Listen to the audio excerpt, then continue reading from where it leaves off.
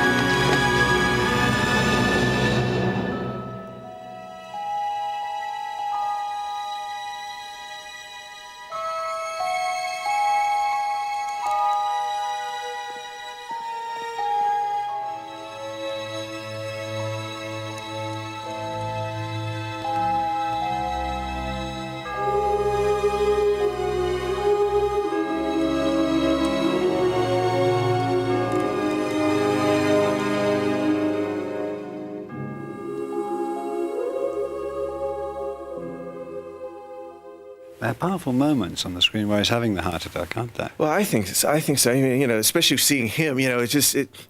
But that's again the beauty of having people like that you always admired being in something. You just feel. I feel the emotion so much more, and then hopefully it relates to other people as well. But I know for me it's very powerful. Burton draws on the intimate relationship between a director and an actor who's inspired him in Ed Wood, his film about the so-called worst director in the world, played by Johnny Depp. Ed Wood is awestruck when he directs his idol, the horror actor Bela Lugosi, for the first time. Speed! C-97, take one. Mark. Action.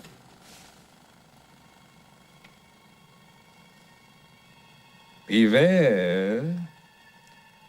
Beware. Beware of the big green dragon that sits on your doorstep. He eats little boys, puppy dog tails, and big, fat snails. Beware. Take care. Beware. Wait! Pull the string! Pull the string! Cut. Perfect. It's wonderful. Yeah, they're great. I mean, this film meant a lot to me. Ed Wood, the worst film director in the world, people called him, and you went directly for him. Well, I mean, because I can relate to it, I mean, there's a fine line between good and bad, I think, sometimes. And I remember watching them on television, and it's like they always stayed with you. And so that's an interesting point, is like if something stays with you. I mean, I remember his films more than a lot of Academy Award winners. Were you absolutely besotted by movies when you were a kid? Yeah, I was of that television generation. There were movies on television all the time in local cinema that was very cheap, that would show triple features. This is Nervorama. This is a new kind of shock on the screen. How many thrills can you take? If your blood curdles easily, don't come. Let me die. Let me die. I love monster movies from the very, very beginning. They weren't scary. They were just, there was something about the monsters and the characters that felt very emotional, like Frankenstein or the creature from the Black Lagoon or King Kong. All those creatures had a lot of emotional weight to them, unlike the human character. So I was like, it was always very symbolic of the way I felt and the way that the culture felt at the time. So you identified with the monsters? Oh, absolutely. You know, most kids do, you know, but that's like, I didn't feel, you know, that felt quite normal to me. I do know that he cast me in Sleepy Hollow because he had this great affection for the Hammer films, which of course I did so many years ago. He wanted to show that it's possible to make a film like that, which in many ways is a very, very frightening film.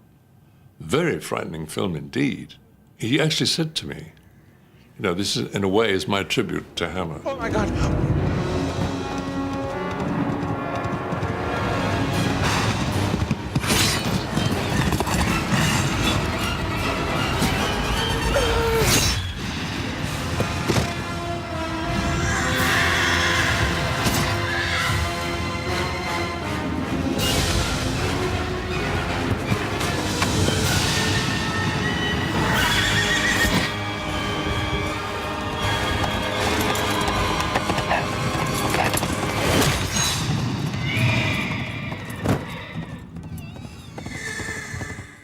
Yeah, shots seem to be painted some of the times. They're quite wonderful. And the two painters you've spoken about are Van Gogh and Francis Bacon. What is it there that attracts you particularly? I remember when I first saw paintings in person, just the energy that was captured on the, I mean, it was just electric to me. I mean, I never really experienced that before, especially the landscapes. That's just really amazing to me.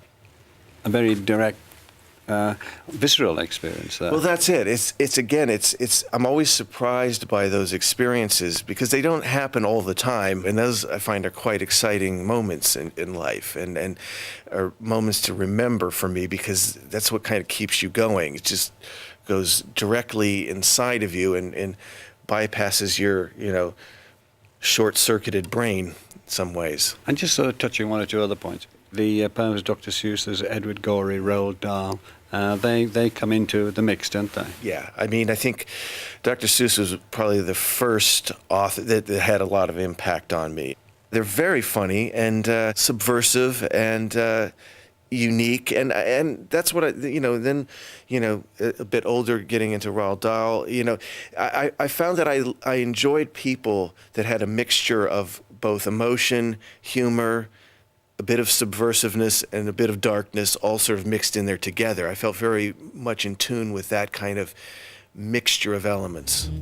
Look, the Oompa Loompas. What are they doing?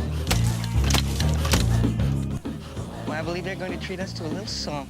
It is quite a special occasion, of course. They haven't had a fresh audience in many a moon.